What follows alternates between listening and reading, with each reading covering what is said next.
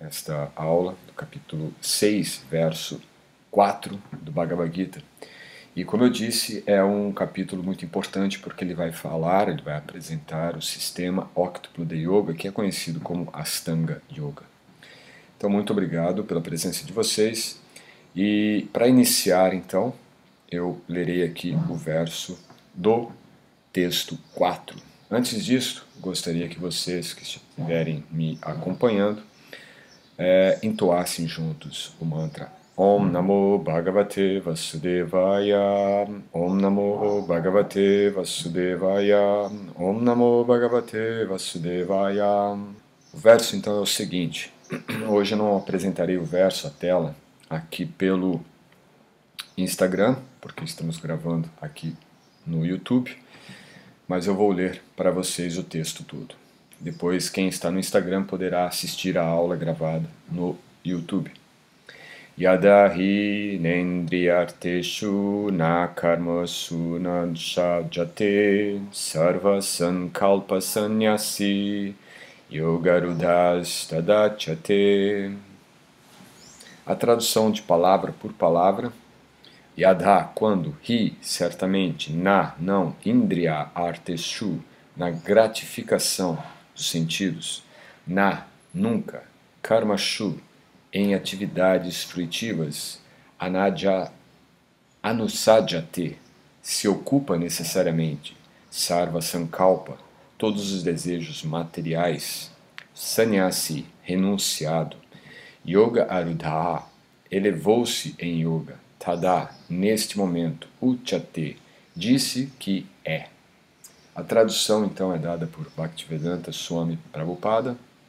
Disse que uma pessoa alcançou a yoga quando, tendo renunciado a todos os desejos materiais, ela não age para a gratificação dos sentidos nem se ocupa em atividades fruitivas. O significado aqui foi dado então por Prabhupada, uma explicação mais clara sobre este verso. E o que ele diz aqui é o seguinte: quando uma pessoa está completamente ocupada no serviço transcendental amoroso do Senhor, ela se compraz em si mesma e desse modo não está mais ocupada em gratificação dos sentidos ou em atividades fruitivas. De outra forma, ela terá que se ocupar em gratificação dos sentidos, uma vez que não se pode viver sem ocupações. Sem consciência de Krishna, a pessoa tem que estar sempre procurando por atividades egocêntricas ou atividades egoístas ou estendidas. Mas uma pessoa consciente de Krishna pode fazer tudo para a satisfação de Krishna e de tal modo estar perfeitamente desapegada da gratificação dos sentidos. A pessoa que não tem tal compreensão deve tentar escapar mecanicamente dos desejos materiais antes de se elevar ao degrau mais alto da escalada do yoga. Então nós vemos que, assim como foi falado ontem, no verso de ontem, que nós lemos, verso 13 do capítulo 6, ele fala sobre prática, a consciência no início do processo de yoga e no final, quando se alcança o objetivo da prática do yoga, no qual no início é necessário então regras, regulações, toda uma atividade para que nos desenvolvamos dentro de uma consciência devocional. E quando essa consciência devocional já está inserida, já está naturalmente sendo praticada pelo yogi, ele já está então na fase conclusiva da prática. E o que foi explicado é que quando o yogi praticante já inicia a prática consciente de Bhakti, ele então consegue desenvolver desde o início a consciência que ele irá ter no final do processo. E aqui então nós vemos novamente esse tema sendo abordado. Eu vou repetir o verso. Disse que uma pessoa alcançou a yoga quando, tendo renunciado a todos os desejos materiais, ela não age para a gratificação dos sentidos nem se ocupa em atividades fruitivas. No início ainda existe uma certa atração pelas atividades materiais, pela gratificação sensorial, pelo desfrute de atividades materiais, corpóreas, sensoriais. Isso é natural, todos nós estamos inseridos através do corpo que está em nós, em nossa consciência, no mundo material, e isso então reflete numa projeção. Nós projetamos a nossa vitalidade, o nosso prana, a nossa energia para interagir com essa natureza material. Mas, à medida que se desenvolve esta consciência, não que nós abandonemos, mas na verdade nós perdemos a nossa identificação com as coisas materiais que são agora secundárias, não mais prioritárias. E naturalmente isto não ocorre como um abandono, como uma negação, senão que a partir de um entendimento da natureza da matéria e da natureza do eu, da natureza espiritual. À medida que nós compreendemos essa distinção, e isto é a base da filosofia que está sendo apresentada especificamente neste capítulo, que é Sankhya, conseguimos compreender que existem coisas que são temporárias, coisas que são passageiras, e existem elementos que são eternos e imutáveis. Dentre estes, o ser, a alma, a consciência espiritual. E do outro, o corpo, os sentimentos, as emoções, as impressões, as sensações. Esses são elementos transitórios que não perduram. Portanto, o que nós vemos no processo de yoga é justamente a busca por esta consciência imperecível, por esta consciência na qual nós direcionaremos a nossa vitalidade, a nossa atuação, a nossa consciência para aquilo que é imperecível. E quando nós estamos conscientes do que é imperecível, nós também teremos um cuidado, teremos uma cautela e, ao mesmo tempo, uma maneira de estar administrando, cuidando, protegendo e, de certa forma, mantendo com que esta natureza, a natureza material, ela não fique apenas como um problema, né? Como algo que possa nos trazer preocupações, trazer ansiedade, trazer conflitos, senão que realmente são todos eles instrumentos. A própria energia material é um grande instrumento para o nosso desenvolvimento espiritual. Então, dessa forma, o que nós podemos entender do verso em si é que, à medida que nós desenvolvemos qualitativamente a nossa consciência, nós nos desprendemos, nos desapegamos, perdemos a identificação com aqueles elementos, condições, fatores, circunstâncias que tenham uma qualidade de consciência inferior. Qualidade de consciência inferior significa coisas que não estão agregando para o nosso desenvolvimento, para o nosso aprimoramento enquanto seres espirituais eternos. Mas, como eu disse, isso não significa que abandonaremos as atividades, abandonaremos os compromissos ou as responsabilidades. Pelo contrário, teremos sim uma maior consciência dos compromissos. O bom disto é que esta consciência nos dará também uma conformidade de entender que estas condições, elas não imperam sobre nós, elas não são superiores a nós. E dessa forma, então, não caímos na grande maia, na grande rede que é de ficarmos ansiosos pelas condições da matéria. Esse processo de desenvolvimento dessa consciência, dessa mudança de consciência de um estado ainda identificado, de um estado ainda que busca por esta gratificação sensorial, para um estado no qual, após entender a natureza de ambos, agimos de uma maneira com que o foco maior está naquilo que é imperecível, se desenvolve à medida então que nós temos uma atuação ou uma atitude devocional mais efetiva em nossa consciência.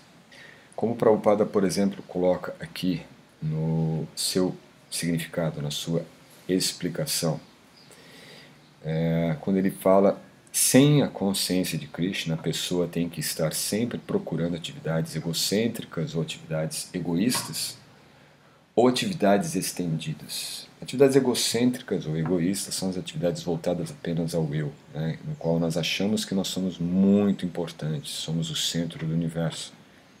ou estendidas quando nós nos preocupamos ou focamos a atenção em tudo aquilo que está relacionado ao eu e ao meu corpóreo, ao eu e meu físico, ao eu e meu identificado com o corpo, que, como foi dito, é um elemento transitório, impermanente. E desse modo, então, não há como realmente termos uma satisfação efetiva baseados nessa experiência apenas material.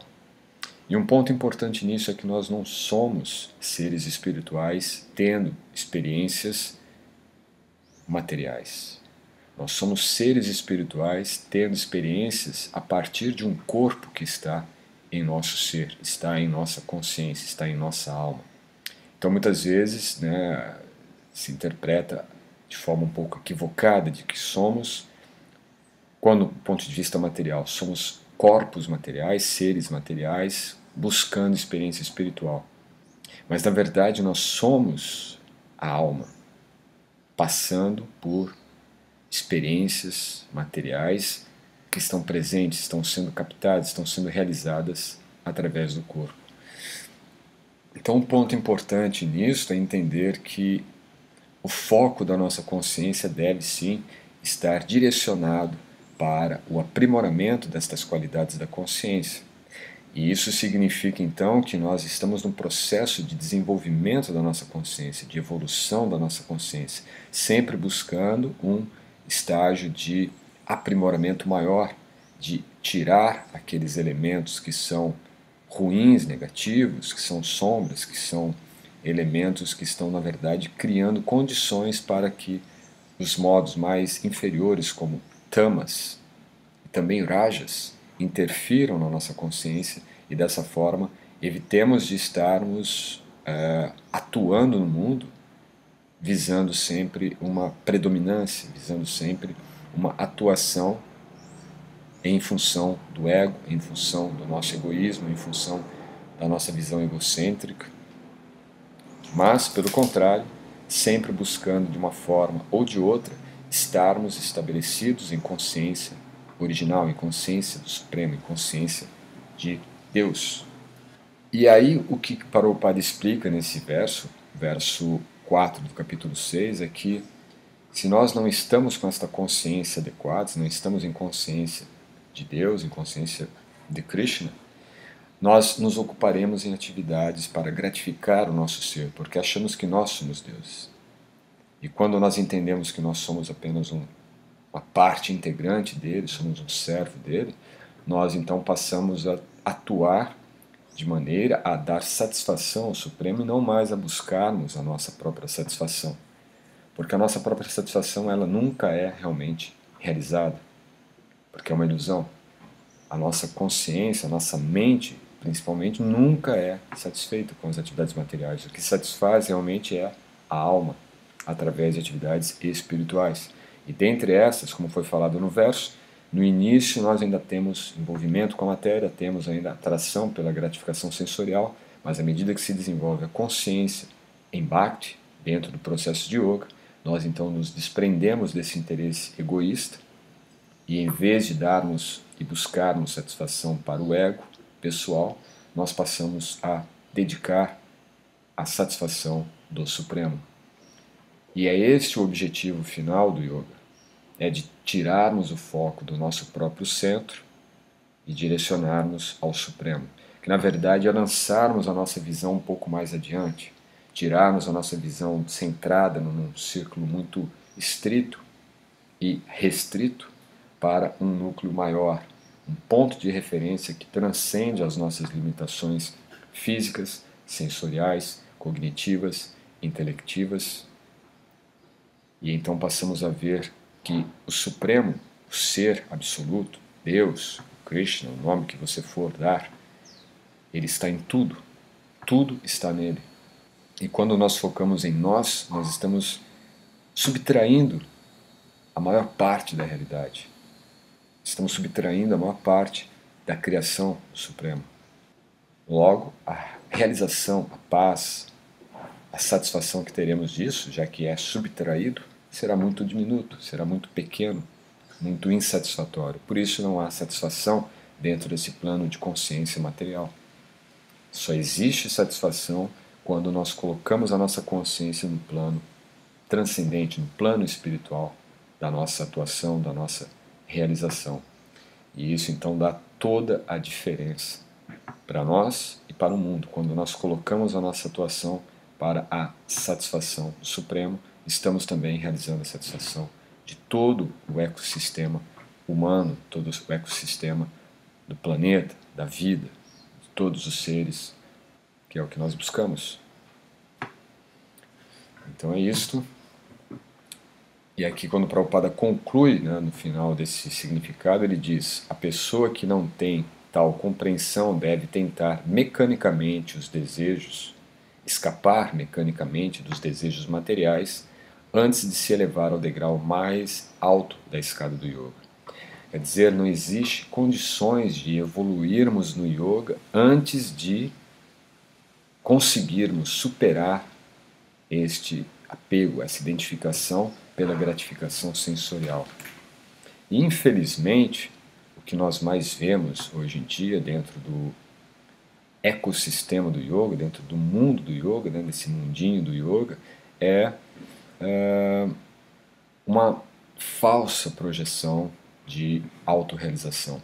Nós vemos inclusive até mesmo mestres, yogis, renomados, né, donos de métodos fantásticos, métodos famosos, conhecidos no mundo todo, com franquia em diferentes capitais do planeta, mas que ainda não se desvincularam, não se desapegaram desta atração gratificacional dos sentidos. Então, o que dizer, assim, meros mortais que estão iniciando o processo de yoga, iniciando a sua jornada no yoga, sem se desapegar dessa gratificação sensorial, se julgar, né, que já está num nível muito elevado de yoga apenas por causa de asanas aparentemente bem feitos, fisicamente realmente bem desenhados, mas sem introspecção, sem mergulho no seu próprio ser. E o que nós vemos, isso dentro realmente de um estudo um pouco mais detalhado do yoga, é que às vezes, se não que sempre, uma pessoa que está realmente praticando a sua postura, o seu asana, da maneira mais simples possível, sentado até numa cadeira, mas está com a consciência correta, essa consciência de desprendimento do apego por gratificação sensorial, e do lado uma pessoa que está ali mergulhada num asana, numa preocupação estética, hedonista do seu melhor ajuste do asana, e a consciência está simplesmente nesta imagem que poderá ser projetada a partir do seu asana para o mundo, em redes sociais, em Instagram, em Facebook e tudo mais, e colocarmos na balança essas duas pessoas lado a lado, qual será que estará realmente praticando o asana? Aquela que está sentada numa cadeira, mas está com uma consciência introspectiva profunda, ou aquele que está num asana perfeito, sem nenhuma necessidade mais de ajuste, uma perfeição exata do asana, do corpo, do físico? Qual será que estaria realmente em yoga? Segundo a visão tanto da filosofia quanto da psicologia do yoga, certamente é o primeiro. Ou seja, não é fisicamente que nós evoluiremos dentro do yoga, senão que na consciência é um desenvolvimento interior, é o desenvolvimento qualitativo da consciência. Se minha consciência está voltada ainda para os objetos externos apenas, eu estou com um nível de consciência, cuja a frequência vibracional da relação que a minha consciência está com a matéria é um nível de frequência denso, material, pesado, carregado, e que reflete em desejos de gratificação, porque se a matéria não gera satisfação, eu crio uma expectativa de ter satisfação de alguma maneira na matéria. Agora, se eu tenho um desenvolvimento qualitativo da consciência, essa consciência será direcionada para um outro nível, uma outra dimensão, uma outra plataforma espiritual na qual a conexão física ela já se torna secundária e ocorre aí uma conexão de consciência, uma conexão na qual então traz a grande busca que nós traçamos na matéria, que é Ananda, a bem-aventurança, o prazer espiritual, a satisfação plena, Santosha. Santosha não é estabelecermos uma relação física do corpo com o asana, do corpo com o mundo, do corpo com o tapete. Santosha vem da conexão de consciência individual com a consciência do Supremo. O que Patanjali diz, Ishvara Pranidhanava, rendição ao Supremo. Rendição, qual é essa rendição? Não é se render apenas a um professor, a uma professora de yoga, ou se render a uma religião disfarçada de yoga. Ishvara Pranidhanava é a rendição de sua consciência, tirar a sua consciência do ego individual, do ego egoísta, do ego individualista, do ego estendido de eu e meu para a consciência do Supremo. É isto que é rendição ao Supremo. É tirar a sua consciência dos apegos por gratificação sensorial e direcionar esta mesma consciência ao Supremo. Somente isto. Não tem misticismo, não tem religiosidade, não tem estética, não tem malabarismos, não tem nada disso. Simplesmente conduzir a consciência de um ponto limitado, finito, para um ponto ilimitado, infinito e absoluto. É muito simples. Porém, a simplicidade que nós temos, ela não alcança a simplicidade que é a simplicidade do yoga. Nós achamos que simplicidade é desejar algo e esse algo ser realizado de imediato. Porque se não for realizado agora, eu vou buscar uma outra forma de realizar essa minha busca por satisfação. E esta é a grande armadilha ilusória do mundo material.